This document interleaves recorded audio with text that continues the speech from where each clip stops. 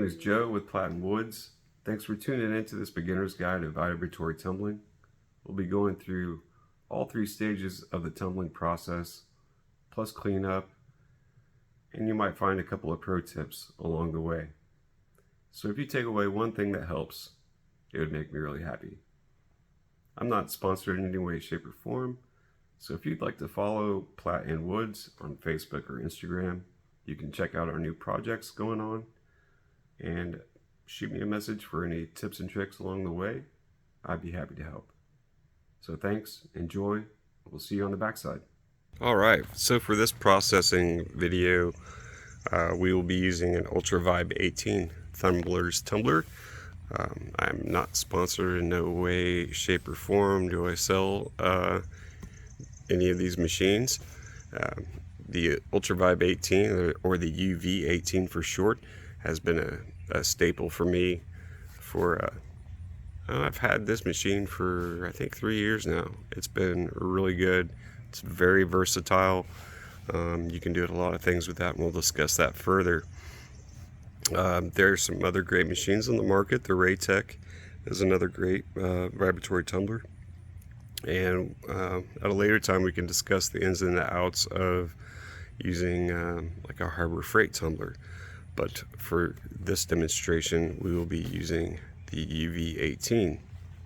So your machine basically comes in two major sections, possibly, I mean, break it down into a lot more than that. You've got the stand or the base, and up top you have a bowl.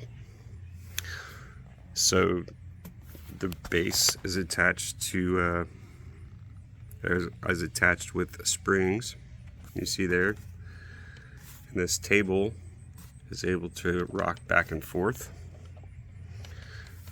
And then what actually makes the vibratory action, there's a motor here, and then attached to the motor is a weight. So when your weight spins, it oscillates the table here back and forth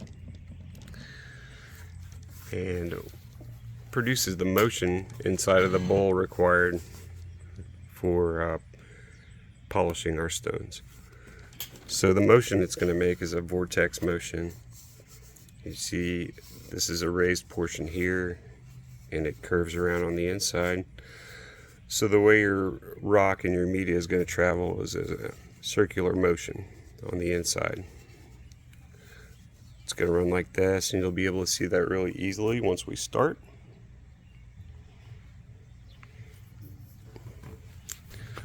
So in front of us here, I have a bunch of stone that's been processed using the vibratory tumbler. Wide variety of hardnesses. So we have obsidian, which is a 5.5. Got some fluorite here, which is a 5 and below. Some very soft stones. Some snowflake obsidian, again basically glass. Aventurine, which is about a 6.5.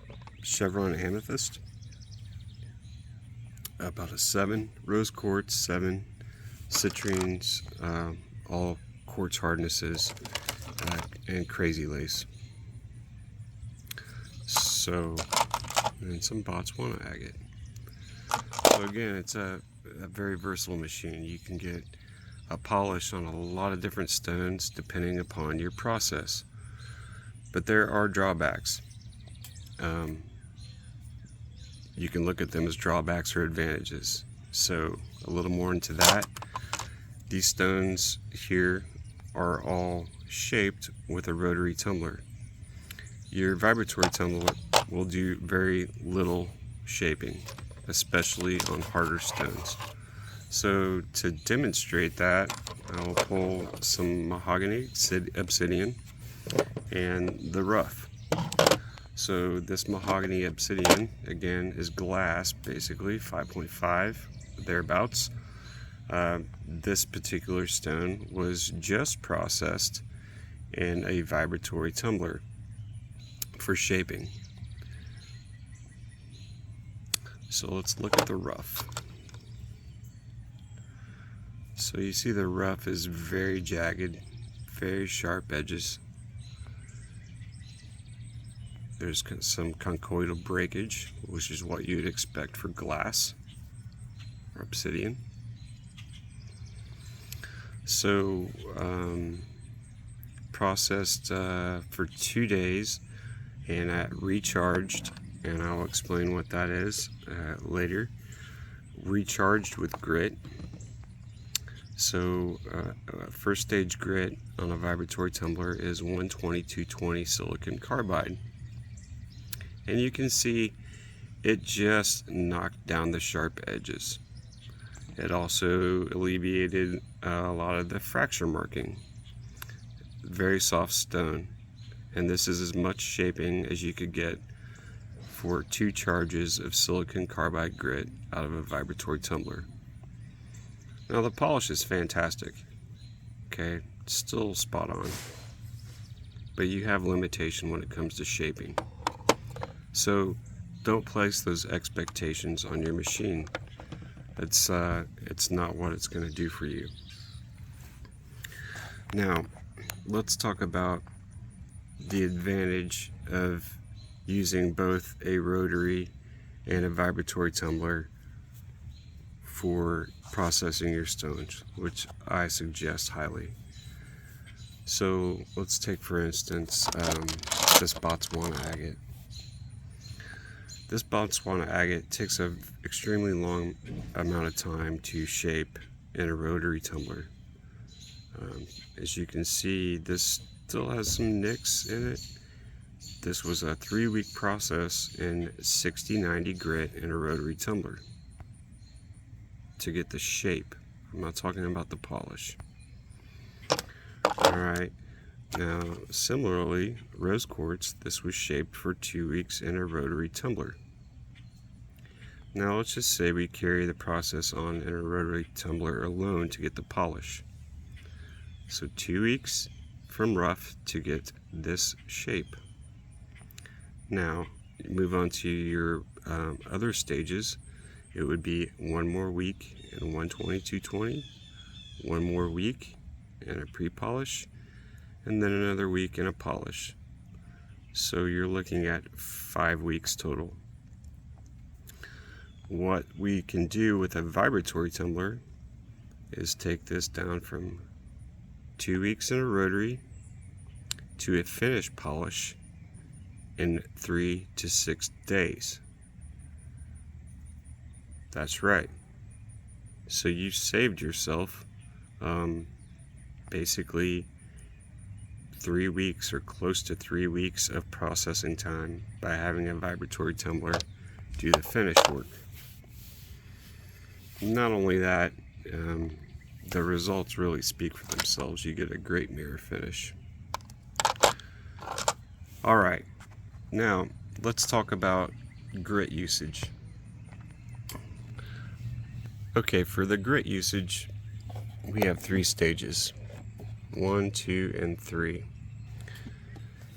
Grit 1 is a 120-220 silicon carbide grit. Okay, you don't want to use a 60-90 grit in these machines. The polyethylene bowls will break down, and we'll talk about that a little bit. But 60-90 grit is too rough of a grit to use on this machine.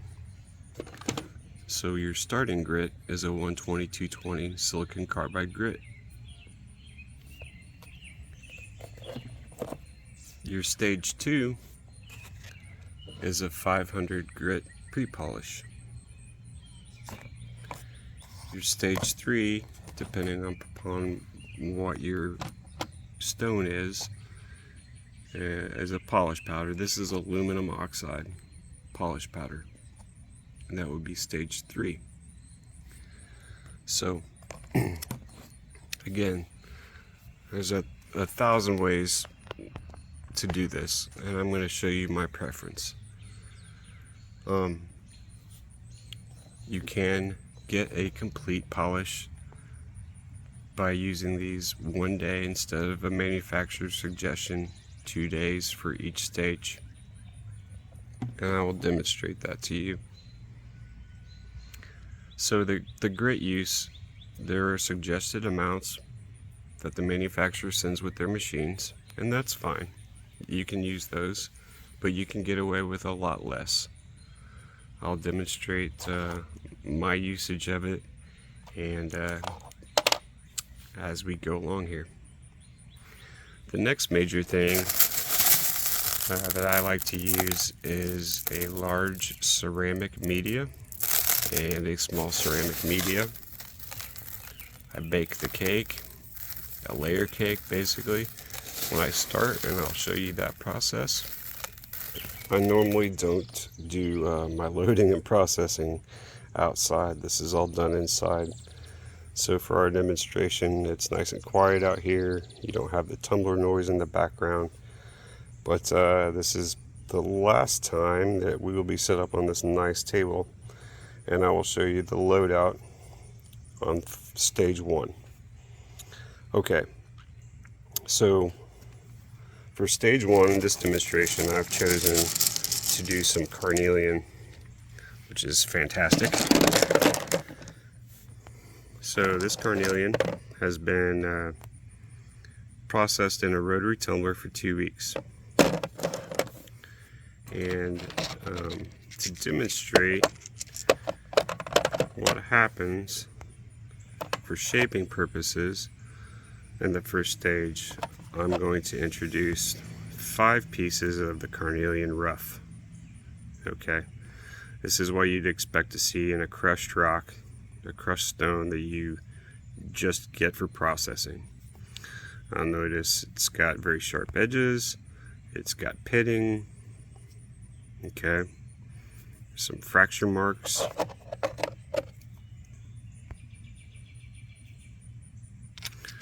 Alright, so I'm going to introduce, let's see, these 5 stones into our mix as kind of a demo as to what happens with 120/220 grit for shaping. Not a lot's going to happen here. I just want to show you guys what to expect and what not to expect for your machine, or if you're thinking about getting one. The rest of it will be this nice carnelian. It's ready to go. As you can see, there is no shine on it whatsoever.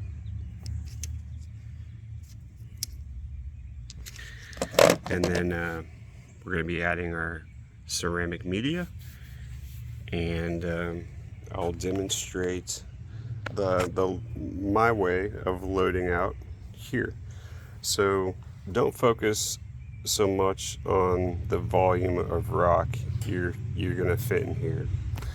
Your focus should be more on getting a good mix to get good vortex action on your machine with your stone.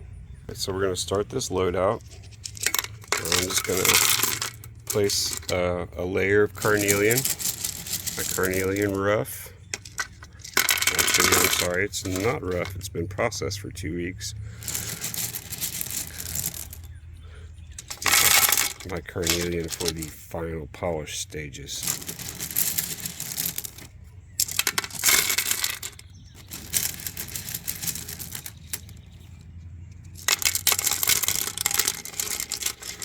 Alright, so I've got a generous portion along the bottom there. Now, look in here and you can see all the voids in with the stone.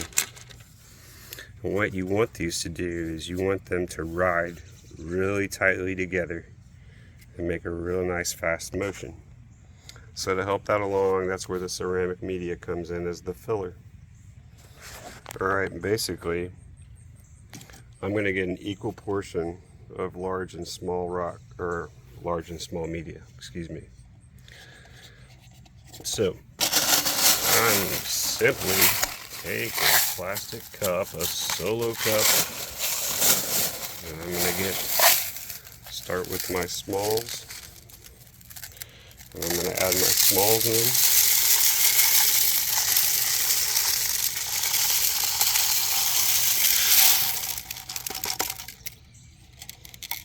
Okay.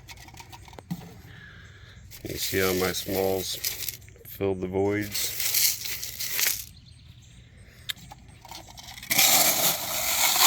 I'm going to take a little bit more.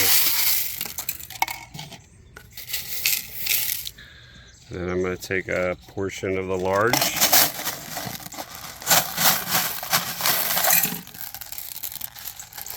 Add those in.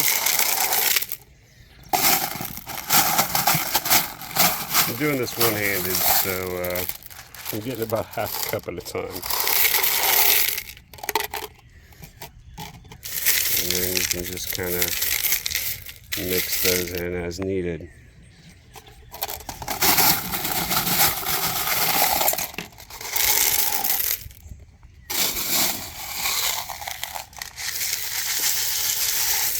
What you're going to end up with is about a 50-50 mix, stone to ceramic. So there's the first layer of my cake. I've covered the bottom with carnelian. I've hit it with the small ceramics. I've put some large ceramics in there, a wide variety of size. And what's I'm going to do for our stone is that all these nooks and crannies are going to get vibrated and rolled around. As these act like ball bearings, they're going to carry the grit all the way around the stones into every little surface. So I'm just going to continue on. We're going to place another layer of carnelian.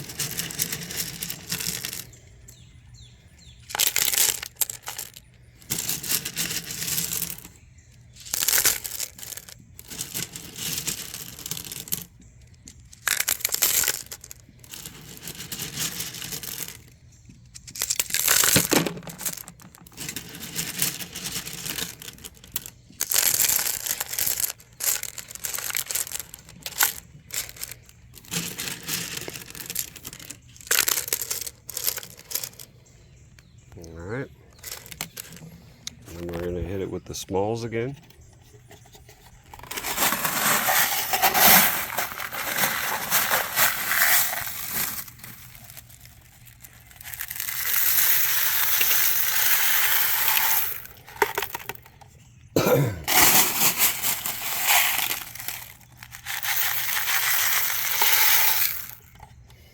It's okay, you don't have to be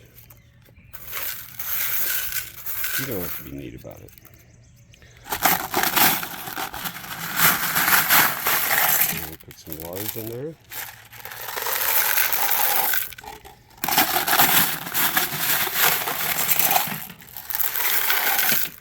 We're making a really nice bed for this rock to travel on. Alright, next thing I'd like to talk about is a manufacturer mark. Now, these machines were originally built to deburr brass cartridges. This blue marking indicates this is an industrial grade tumbling bowl. A yellow marking on the tumbler shows that it's just a standard, basically used for brass deburring. On the larger model, the UV-45, there is no difference. There's just a yellow stripe, and they're all industrial. So, this mark was originally used as a fill line. For rock tumbling purposes, disregard that mark totally. Our fill line is going to be right to the top. Alright, this is just personal experience, better action. So we're going to go another layer.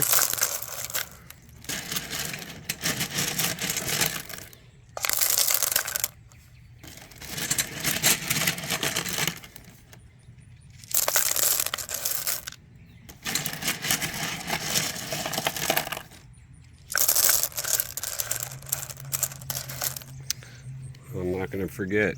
I'm going to add 1, 2, 3, 4, 5.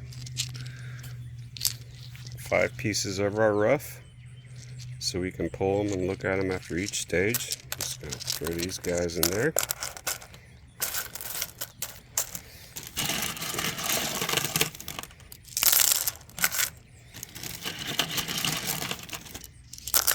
Alright. I'm pretty happy with that. I'm going to finish off the layer cake.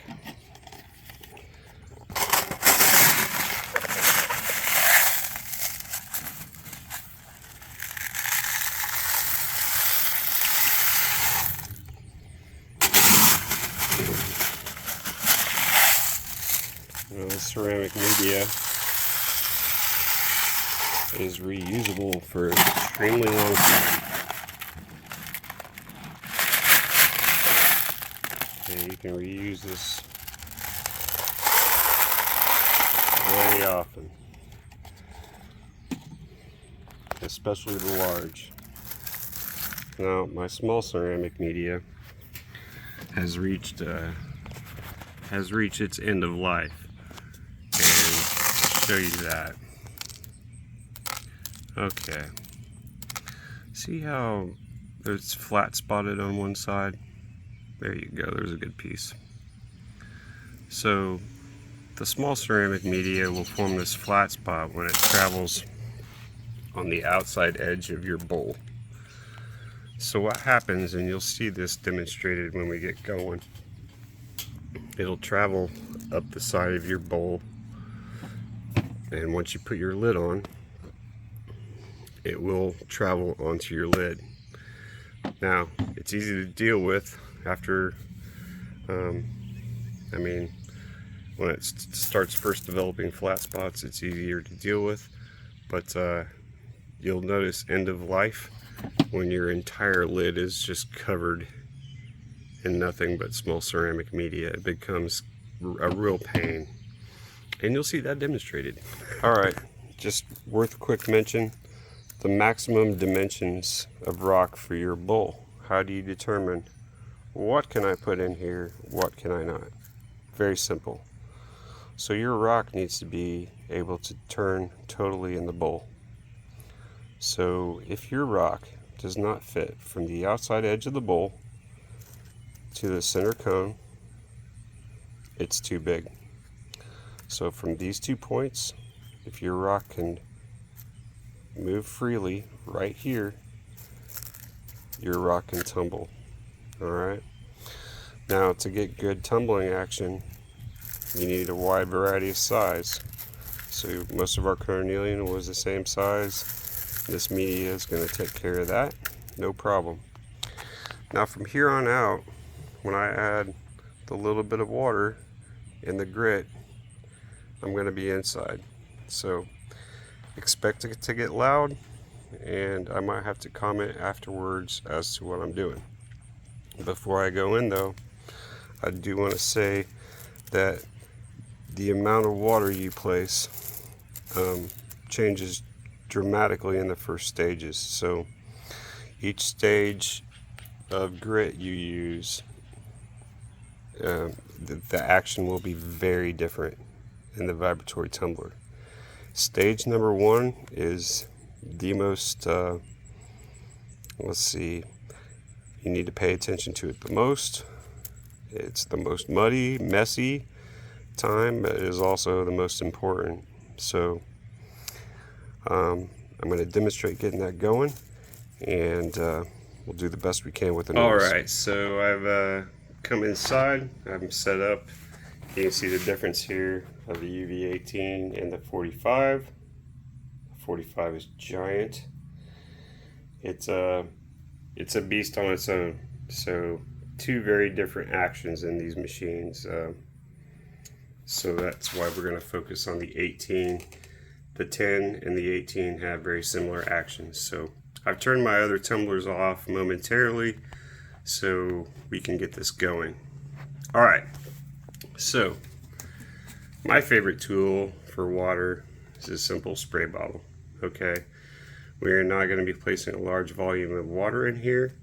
It's going to be changing over time, and I'll demonstrate that. When I cut this tumbler on, it's going to be really loud, so hopefully you can hear me okay. What's going to happen is I'm going to turn the vibratory tumbler on. You're going to see the action start. Even though it's dry, you're going to see the action start. And then what I'm going to do is simply spray some water in there to I just want it to get this damp. I don't want water standing in the bowl. I just want enough water added to my vibratory tumbler to where the grit is sticking to all the rock and the media. Alright, so I mean manufacturers state like tablespoons and this and that. It's really hard to judge. Okay, this is really the safest way to put the smallest amount of water in there available. Alright, so I'm gonna grab the lid and get right back at it. Okay, so I've set this up on a tripod. Figure this would be a little bit easier, and I'm gonna get to adding the grit and the water, and expect a little bit of noise here. So let's cut on the machine.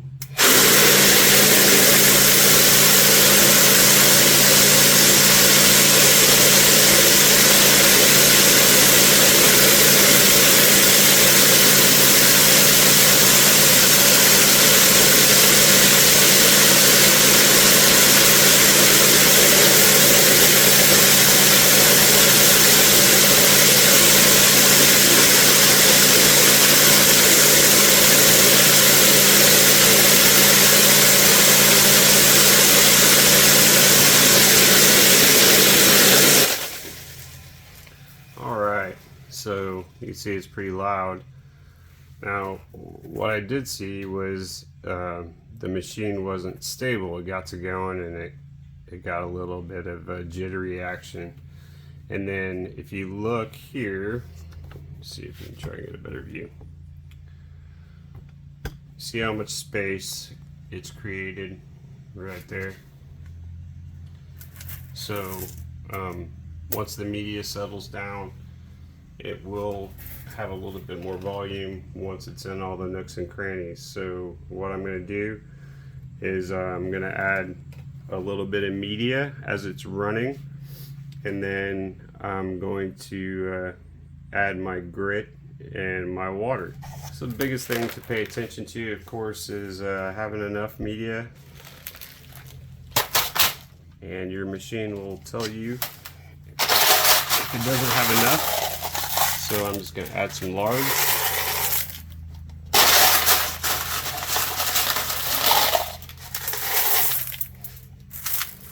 And you see we're pretty full here.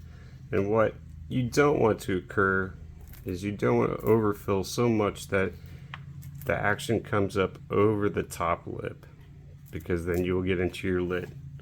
So I'm satisfied with that amount. We're going to turn it on, and I'll add more if necessary. And then you'll see me add the water and the grit.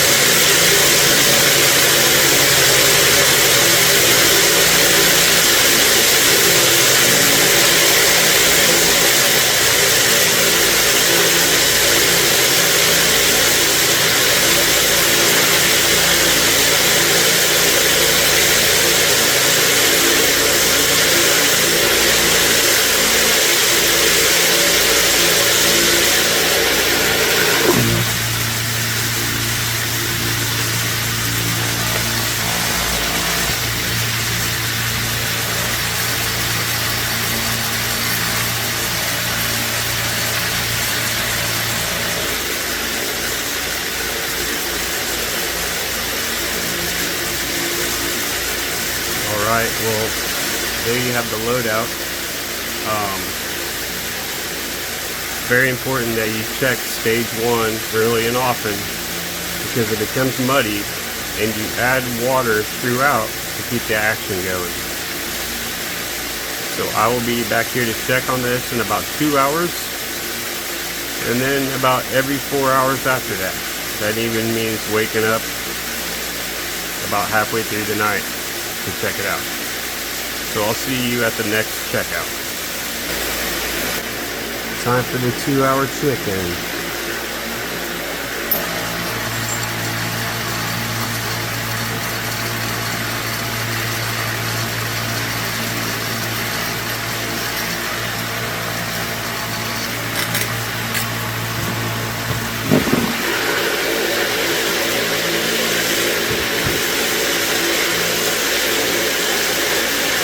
Alright, so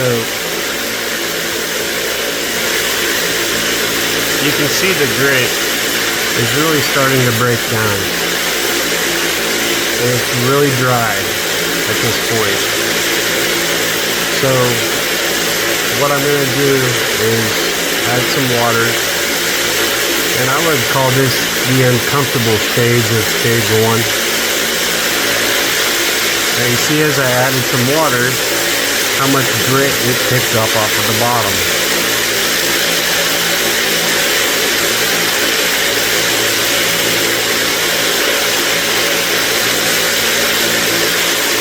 It's important that you add enough water to pick all the grit up off of the bottom. You'll see these really dark bands come in. And we're going to change over from a very dry rock, and we're gonna keep adding a little bit of water here.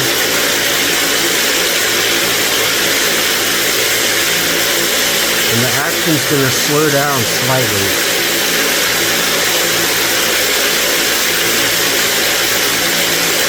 And that's okay.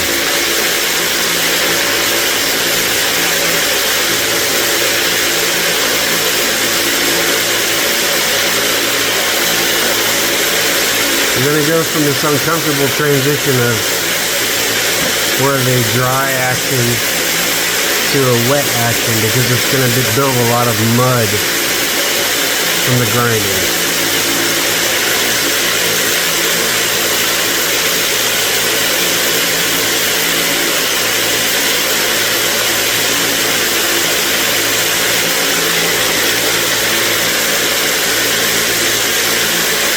See how much is slowing down right here?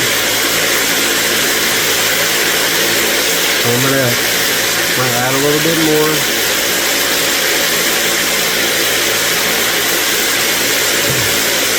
Now pay attention to where the water strikes. You see it start to wash the stone.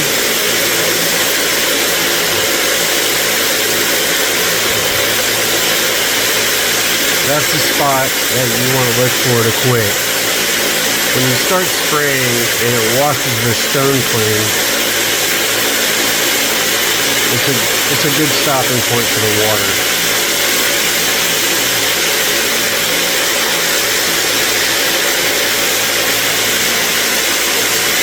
I like how the action's turning. I like where this is at. So now I'm gonna come back in 4 hours, and we're gonna see how much mud we have built up.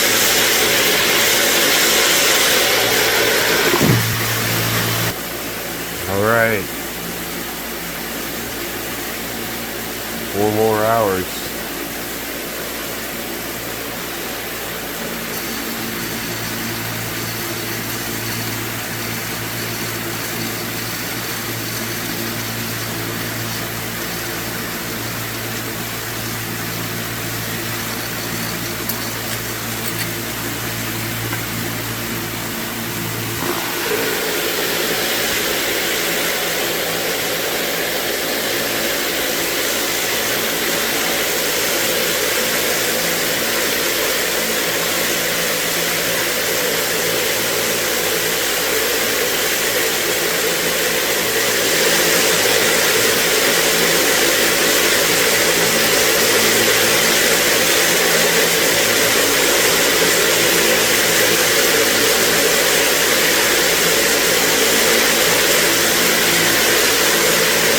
mud buildup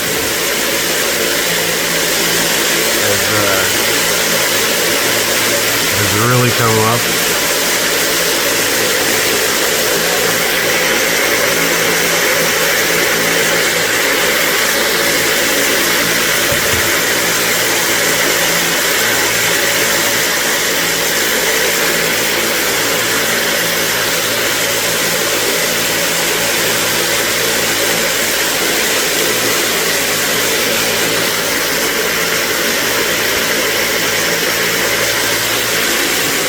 And then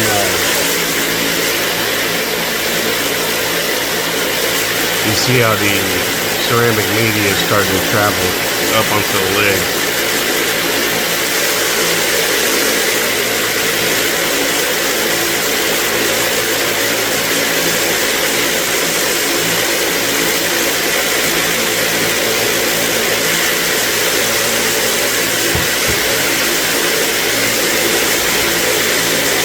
So I'm just going to add water to get the action to travel faster.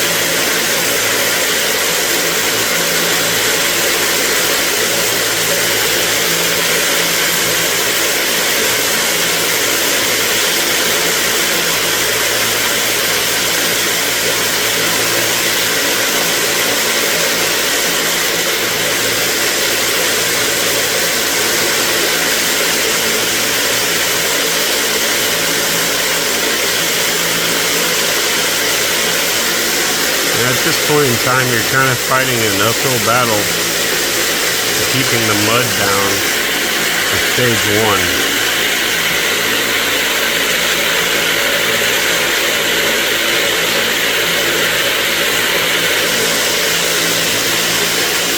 And by the end of 24 hours, pretty much you'll be ready for a clean out, let's put it that way.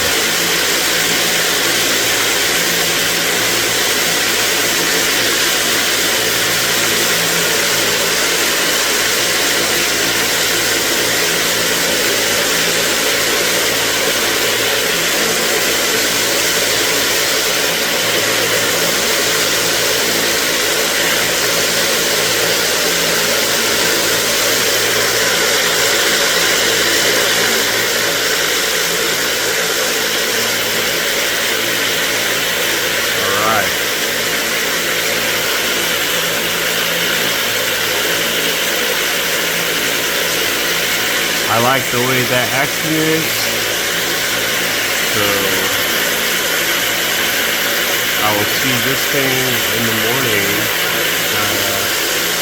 about another 4 or 5 hours from now. Alright, good morning folks. It is 5 hours later now, so went a little bit longer this time, got a little bit of sleep, so let's check it out.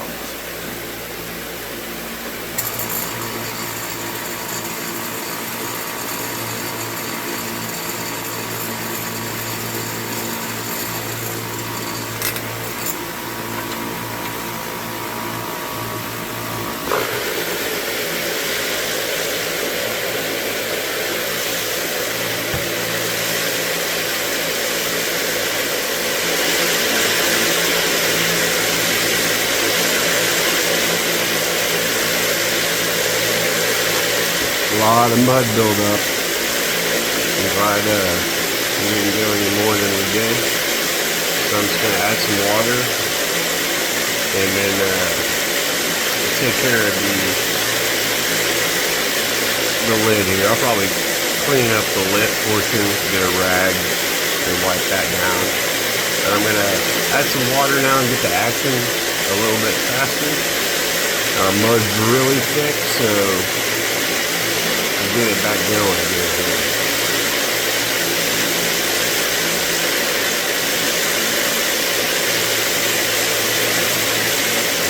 a little bit of a rest and kind of let it take off.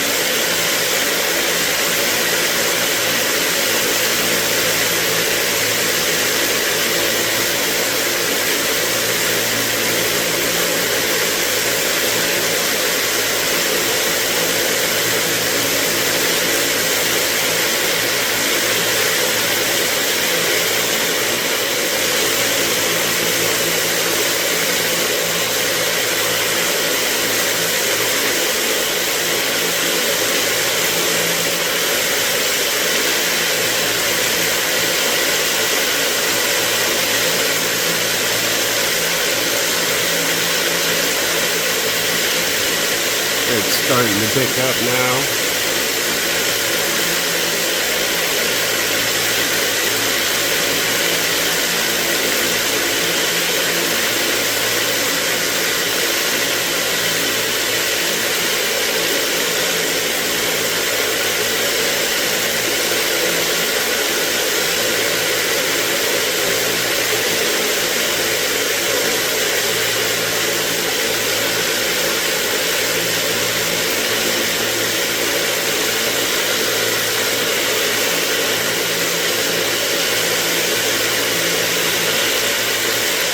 I like to keep a shop rag handy, and I'll kind of spray along the edge. Take a shop rag and wipe down the lip.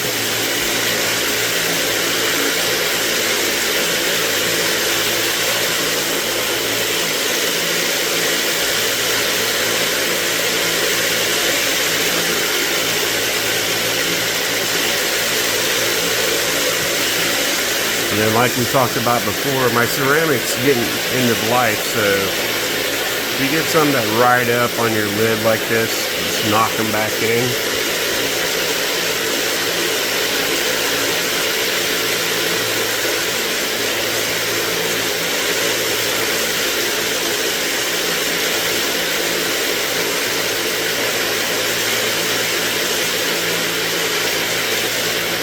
And what you don't want to have happen is put your lid back on and have any of the ceramic media stuck between here and the bowl to damage your lid. So I'm going to spray this off really fast and put this back on, and I think we are good. It's about as fast as an action you're going to get with that amount of mud. And again, you want to hold off from too much water in your bowl. Alright, I'll check it back again in another 4 hours. Alright, we're back.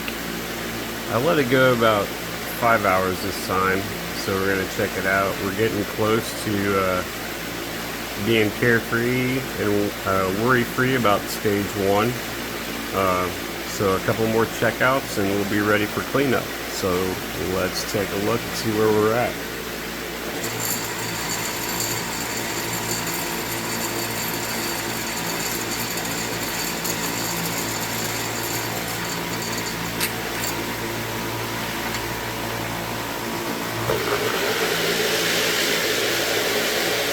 A lot of buildup on the lid. Like I said, my small media is about done. So I'm going to go ahead and scrape this off.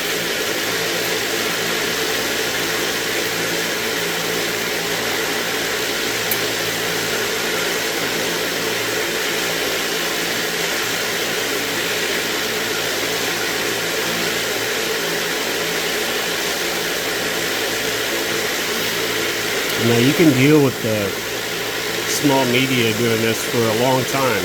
It's basically up to you. I've dealt with it for quite a few processes now, and I'm about over it. The small media is not cheap though. It's about twice as expensive as the large. So I like to take it as long as possible. So I'm definitely going to clean this lid before I put it back on and get all the muck off the edges.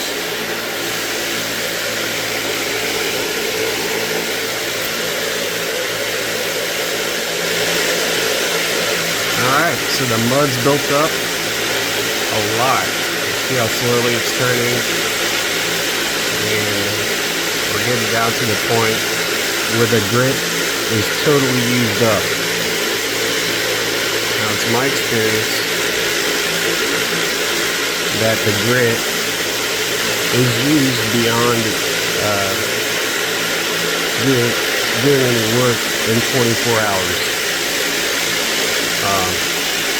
People have their own opinions.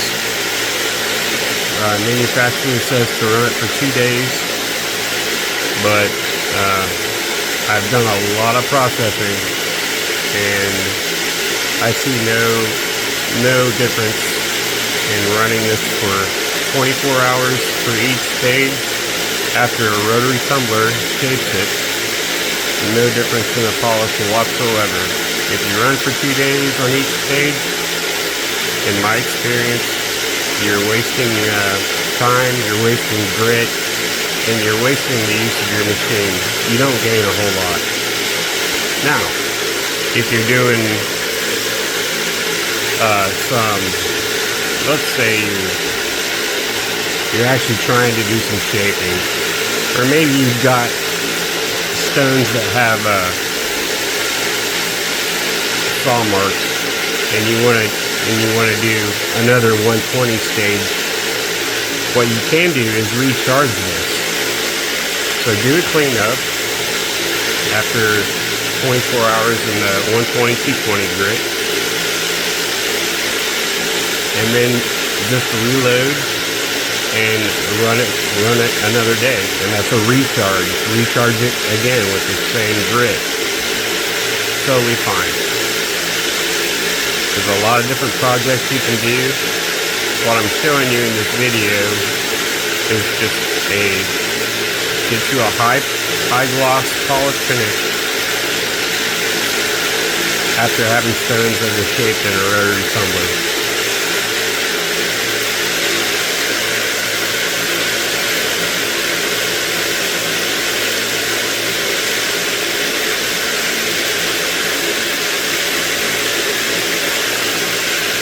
Alright,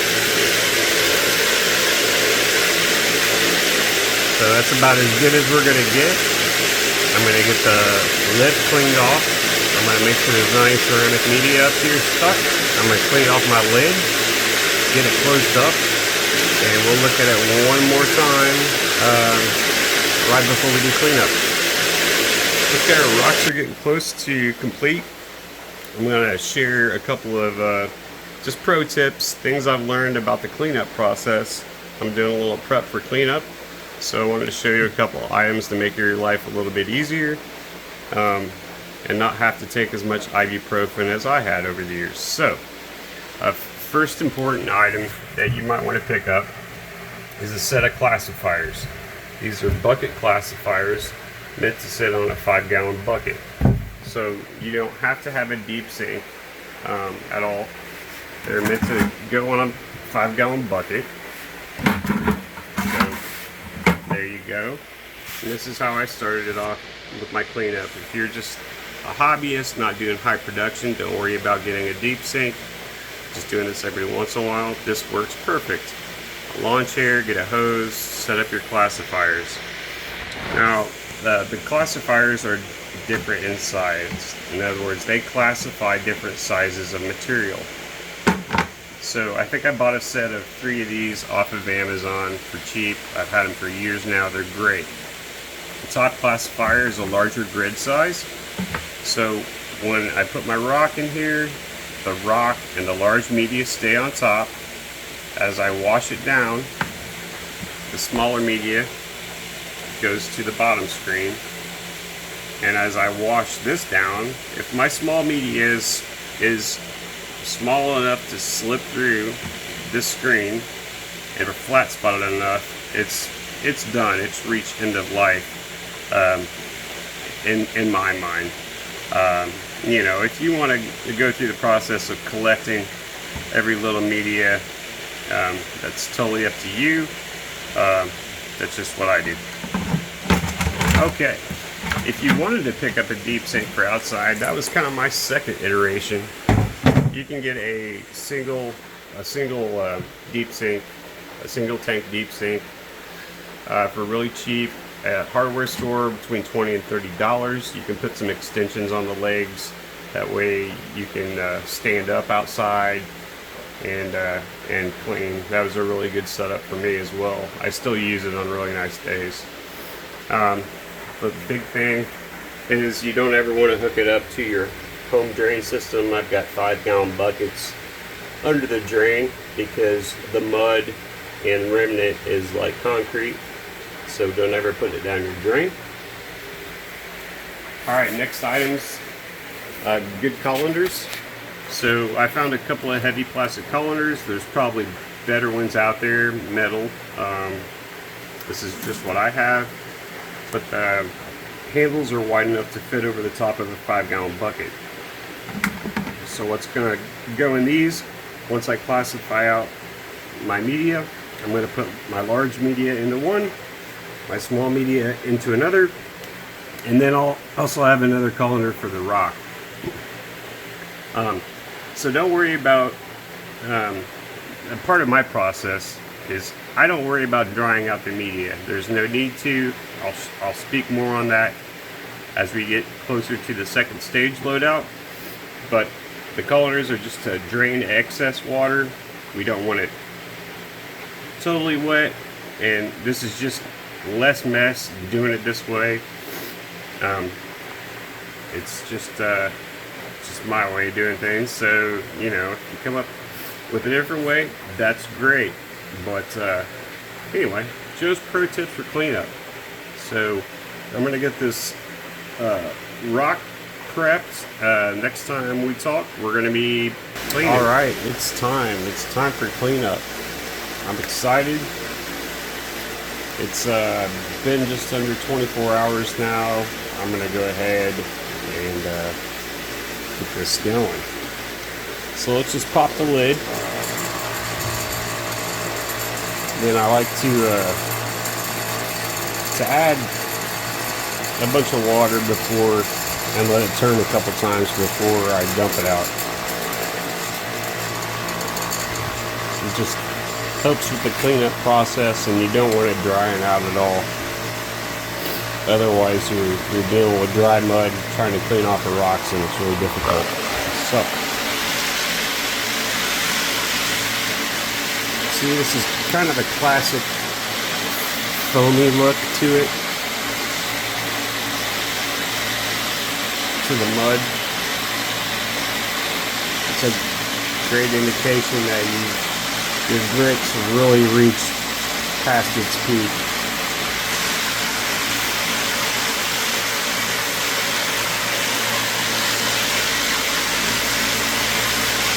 See, it's kind of foamish looking.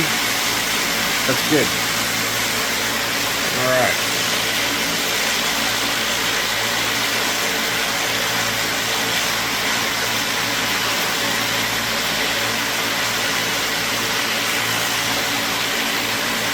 Bear with me, folks, like, we're almost home free.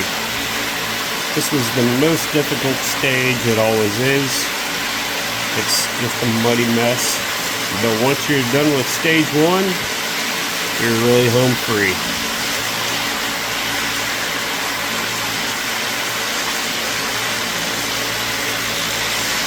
Right.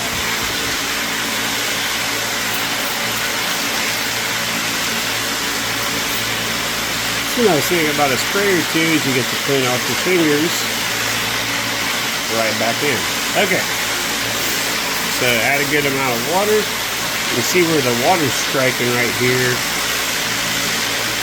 The stone really cleans itself, and that's what you want to see before you go into cleanup.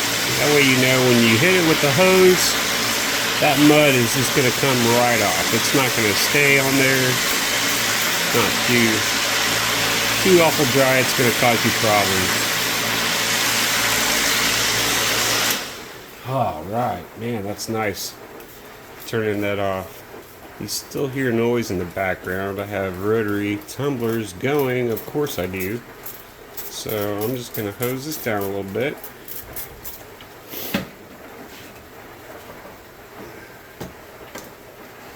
And then going to take our flange loose that holds the bowl on.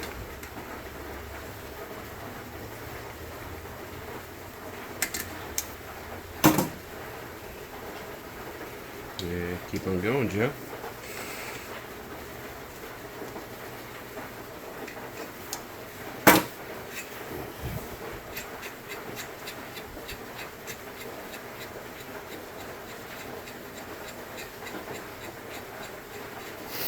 I've got my classifier over in the sink ready to go.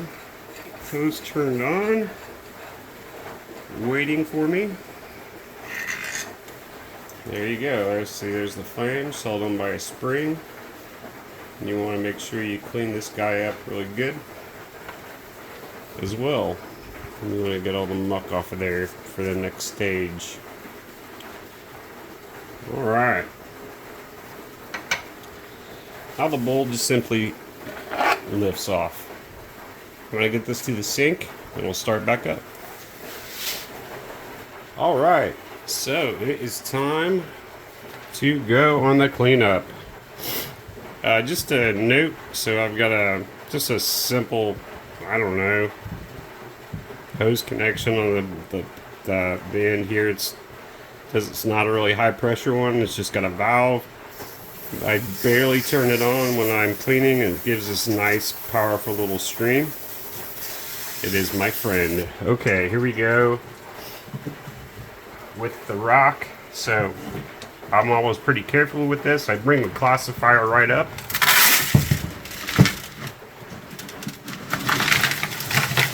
I dump out a generous portion, and then I'm left with some in there still. That's okay. What a mess, right? All right.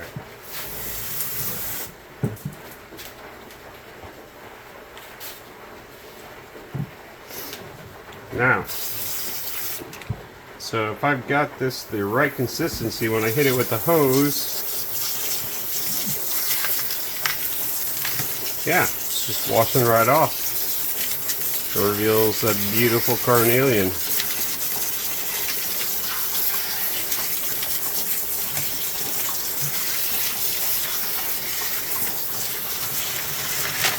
I know everything about this process is a little bit loud and just doesn't do well with video, but I think it's important for you to see the process all the way through. I know it would have helped me out when I first started, just to get an idea of what I was dealing with and kind of the ins and outs instead of just learning everything on the fly. All right.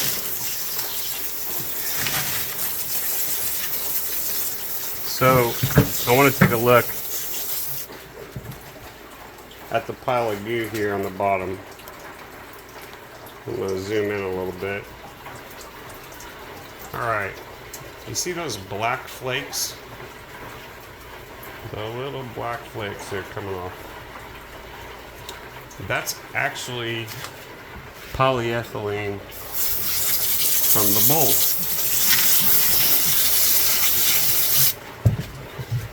See these little guys here?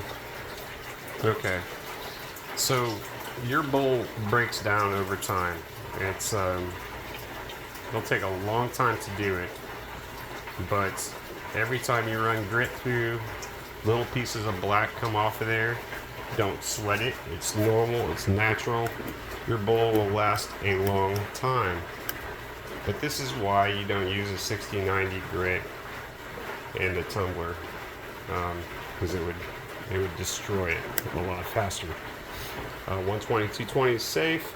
Over time, your bowl will reach end of life at some point in time.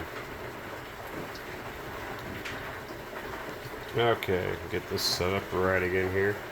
I'm going to demonstrate just the way I clean up and push through the classifier, and it's a little loud, so I'll just do it for a second, cut it off, and then I'll show you the result. In doing this, you don't have to run through a cleanup cycle in your tumbler.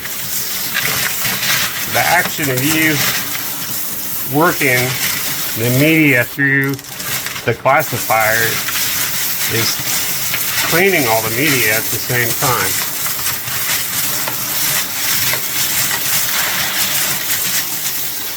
Alright.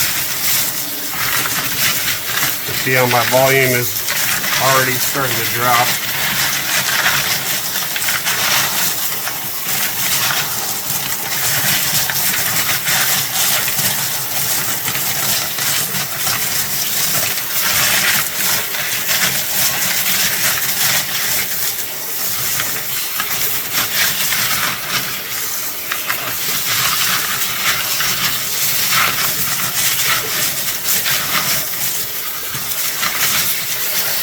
All right.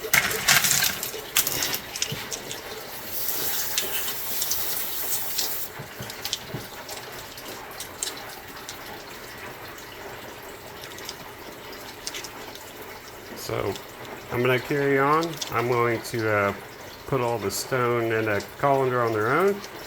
I'm going to get the large ceramic media separated from the small, and we'll dry a couple of these out and check them out.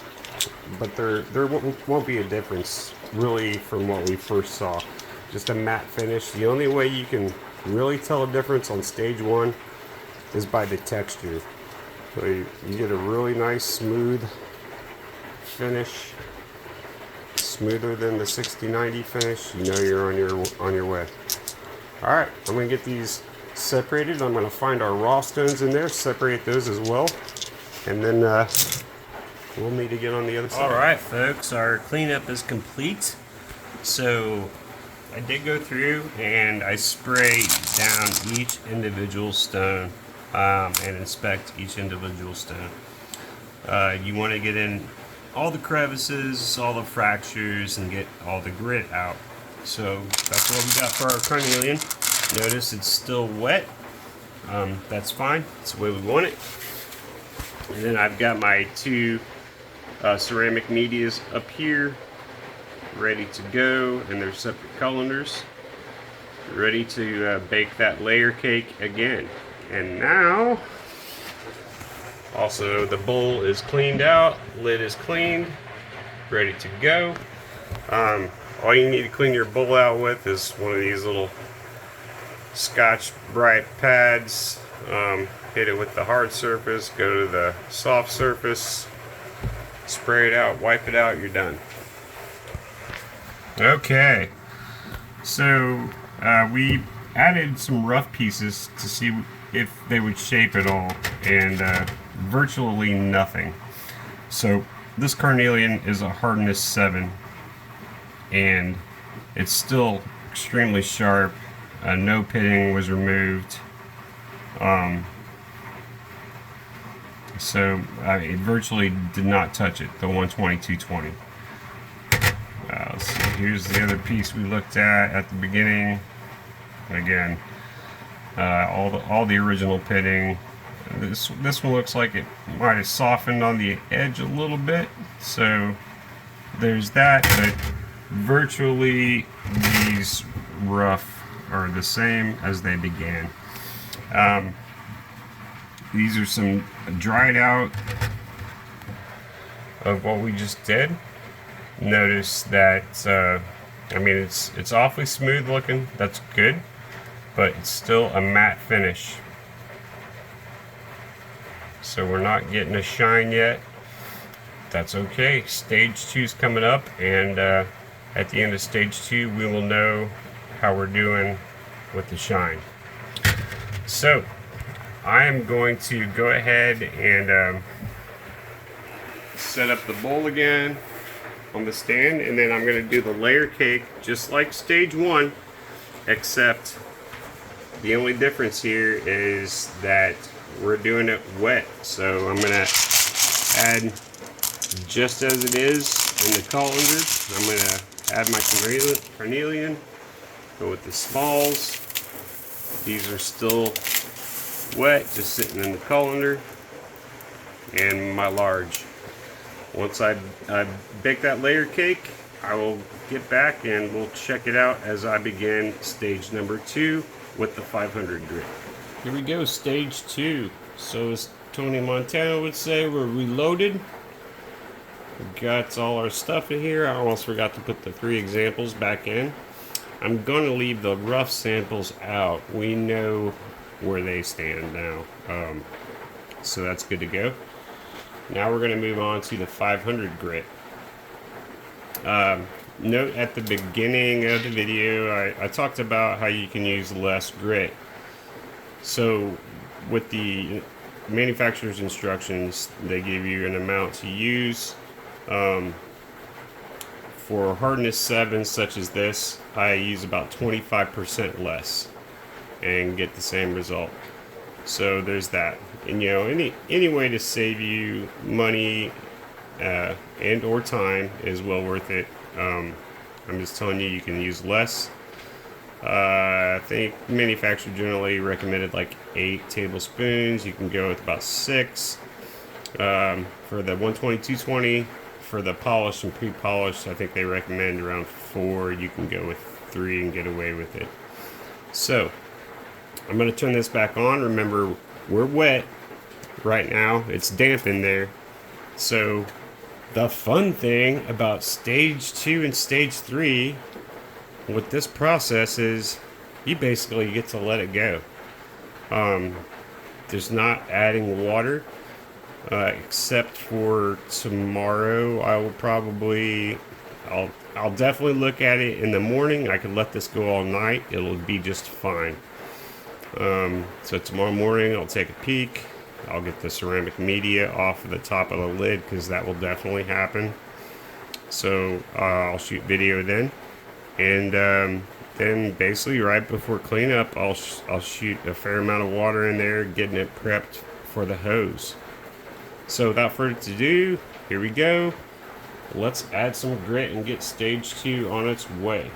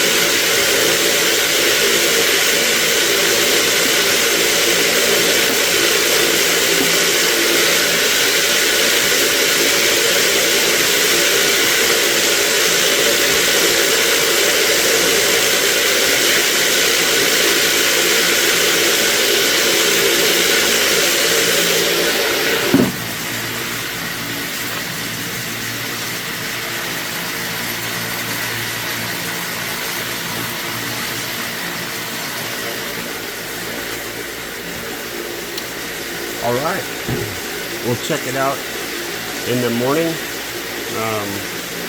Will it run about, it'll be over 12 hours. Check out the progress. At that time, I like to take a stone out, spray it off, dry it, and then see if we see some shine and see how the progress is going. So I will see you guys again the next time we look at stage number 2. All right, we're back. It's morning time. So let's check out stage number 2.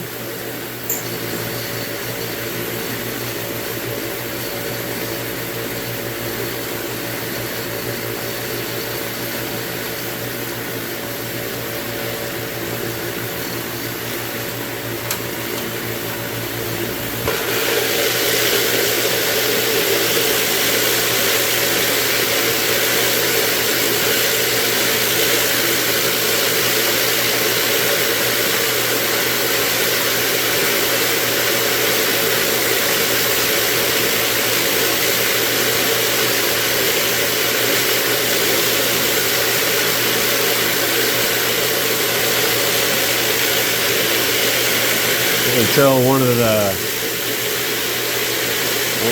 fractures on the rocks came apart. It's okay, it happens. Sometimes you lose one rock in the process.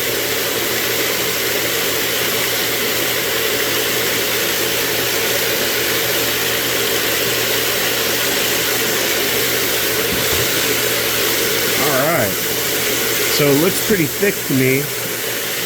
So I'm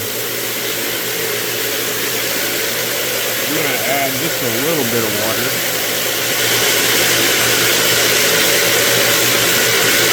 A nice thick coating on all the rocks right there.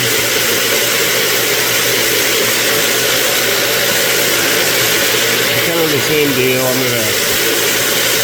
I'll spray off the edges.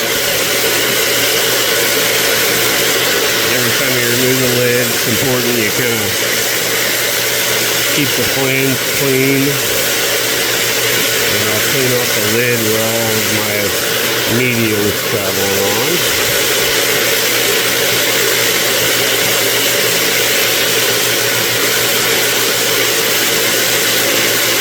And then let's pull one of these guys out. This one here.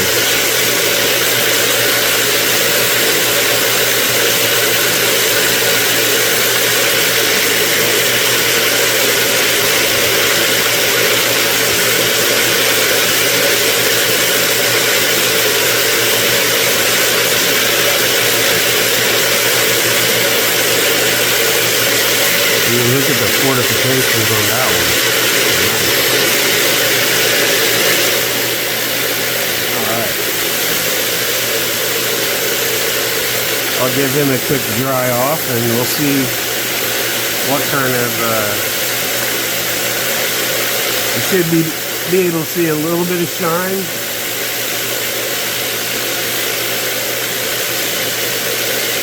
On stage 2. The more shine you see on stage 2, the better your polish is going to be. And there you go.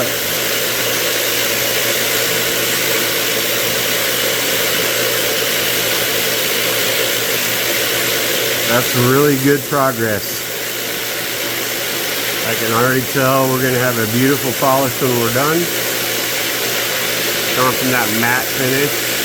It's got some shine on it now, and we still got another like 9 hours to go. So yeah, it's gonna be great.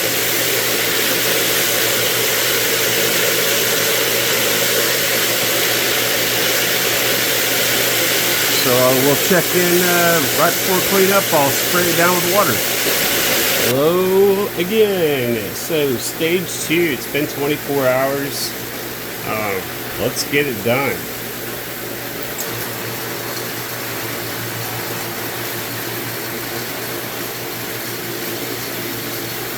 Remember, I'm just gonna add a bunch of water enough where I can see where it's washing off the rocks.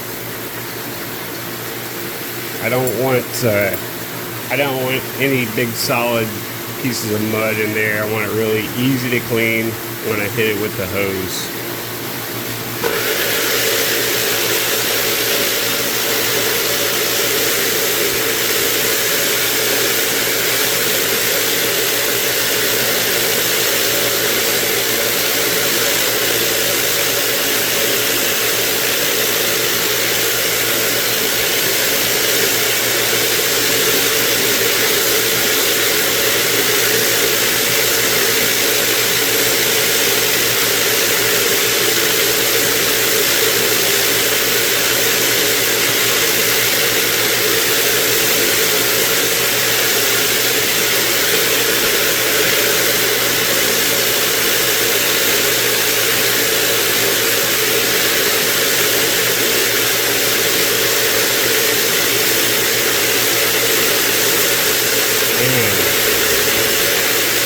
We got some breakage on a couple of these. They have a bunch of fractures from where they crushed the rock. Kind of a shame, but it's gonna happen. All right.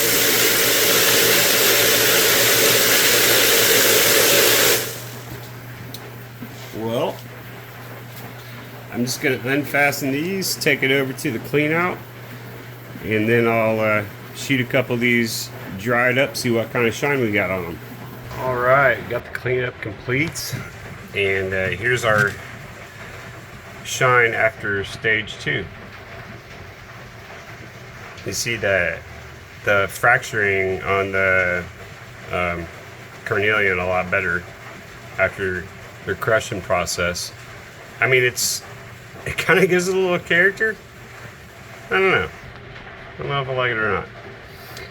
But when you get a shine like this on stage 2, you know for sure your final polish, step 3 or stage 3, is going to be fantastic. I mean, these have already got great light reflection. We get them through stage 3, the polish, they are going to be fantastic. So there they are. I'm going to go ahead and get everything placed back in the bowl, and we'll do a loadout. All right, we are ready for the final polish. Just a couple of noteworthy mentions here.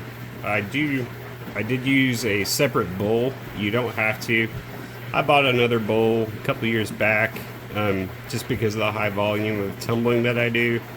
More to save wear and tear on the bowl than anything.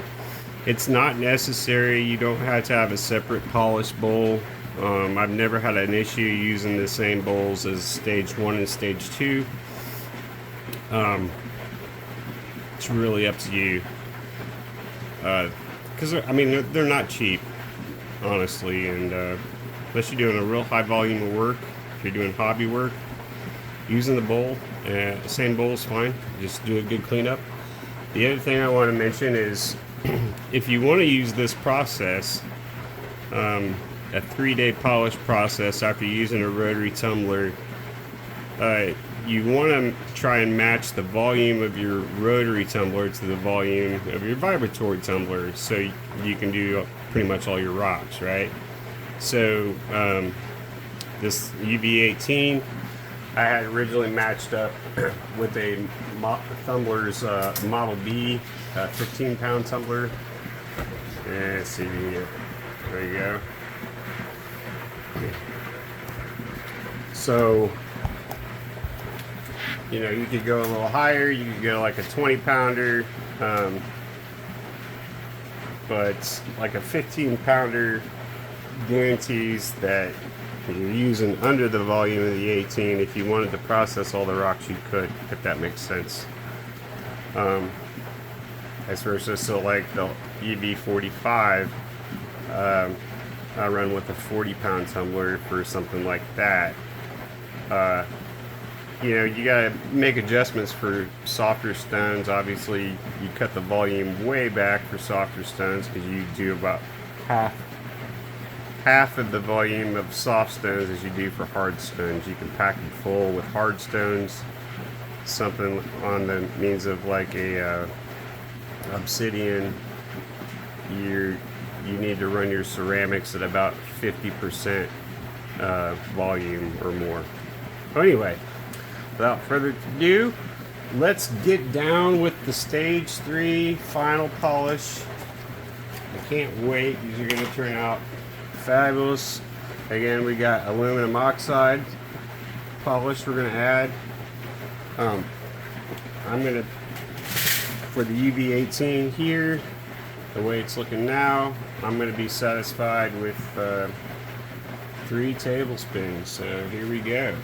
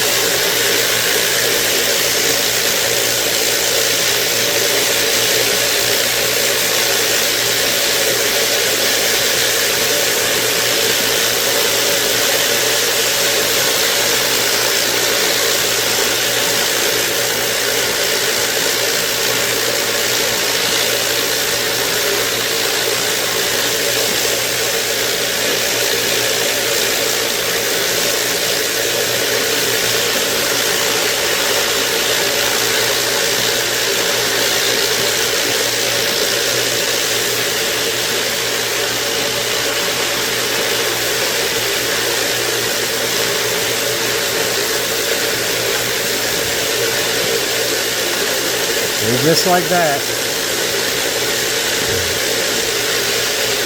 we are on stage 2. Notice a couple things here. So when you get to the aluminum oxide polish, notice how much more slowly it's turning. That's okay. Totally normal.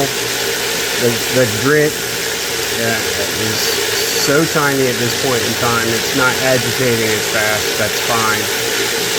Again, noteworthy that media and the rock was wet as I put it in, so I'm not going to have to mess with it. I will look at it tomorrow morning and pull a stone out, dry it, and make sure we're headed in the right direction. Other than that, let it ride out. Alright, we'll see you in the morning when we check on the stone. Alright folks, it's been about 12 hours. We're here, stage 3. I'm excited. Let's check it out.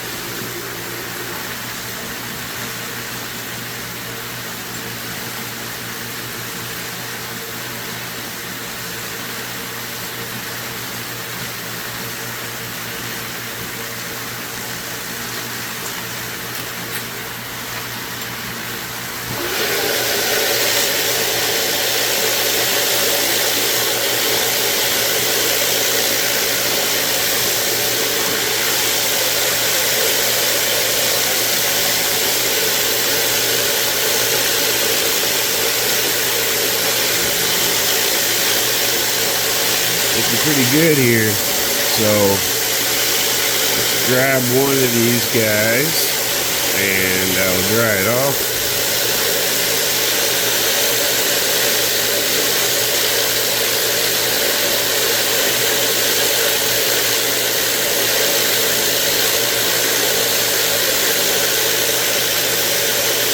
Notice it's still turning slow, just like it was when we started. So I'm really happy with the way that looks.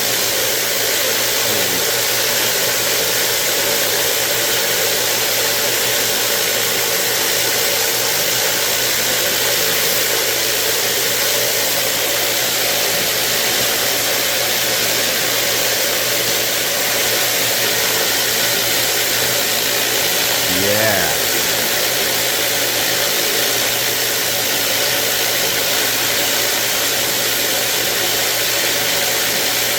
Oh yeah. Still another 12 hours to go. So it's gonna be a beautiful mirror finish.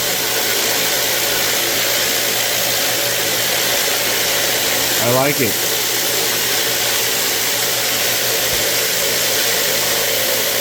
Okay. Well, I will close it up. And again, we'll add a bunch of water right before we wash it. And I'll see you guys for the finish. Alright, alright, alright. It's the moment of truth. We are done. Step 3, or stage 3 of the polish. So let's crack this open, have a look, and add some water.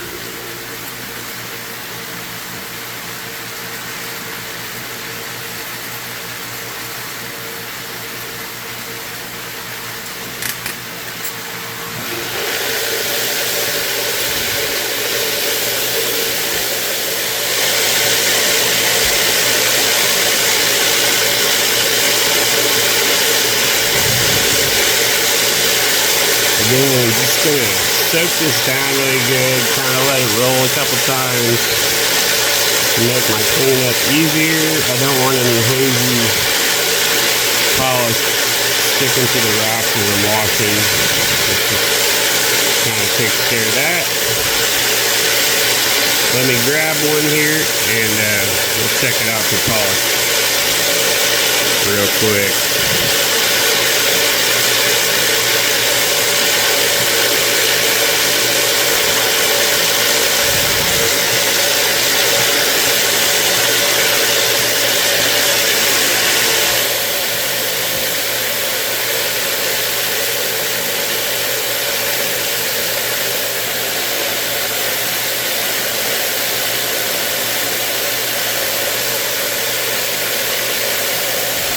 Oh yeah.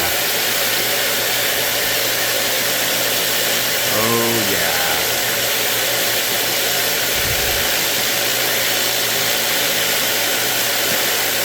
A high blast mirror finish. Beautiful. Okay. I'm gonna get these over to the cleanup process. Get everything out, and then yeah, check it out. Alright, well here we are, folks. Got the stone on the finish table. They're all dried off. I do towel dry all the stones and lay them out for maybe a day. Let them make sure there's no moisture left before I put them in a container, bag them up. The polish turned out great. So happy. Let's just zoom in on one, so you can get the reflection off of the light. Just a great mirror finish. This was my first time processing Madagascar carnelian. I mean, it's cool. There's a lot of variation. It's a lot different than Brazilian. There's this, and it's got, some of them have fortifications. Some of them are solid. A lot of difference in the stones. But the thing I didn't like about the quality of the stones, so when they took them through the crushing process, because this is crushed stone, you see the fracture marks? I mean, some of them, they look cool. They kind of look like turtleback fractures. But I don't know. I don't know if I'm a real fan or not. Like this one. That turned out kind of neat looking. But, oh well. Personal preference. Thanks for hanging out with me through the process. I hope this gives you a general sense of vibratory tumbling. I know I got into specifics on the UV-18 machine, especially with some recipe. So if you use a machine, I hope that helps. There's a bunch of different ways to do this, folks, and you know, if you find something in lapidary that works for you, yeah, stick with it. This is just another option. Run a rotary tumbler and a polish in 3 days. Obviously, it can be done with less grit too, as well. So, I mean, venture out a little bit in your recipes if you're out there. You know, vary a little bit here or there. That's all lapidary is. It's just so full of variables. The equipment we use, the amount of time in process, how much pre-processing you do and cleaning, the amount of water, the amount of grit, on and on and on. So, good luck to you. I wanted to share just a little bit of knowledge and a little bit of experience of my own, because I know when I first started, it was a surprise at every single corner. So if you could just take away one thing from the video, I feel great about that. So once again, thank you for hanging in, and happy lapidary, happy tumbling, happy rocks.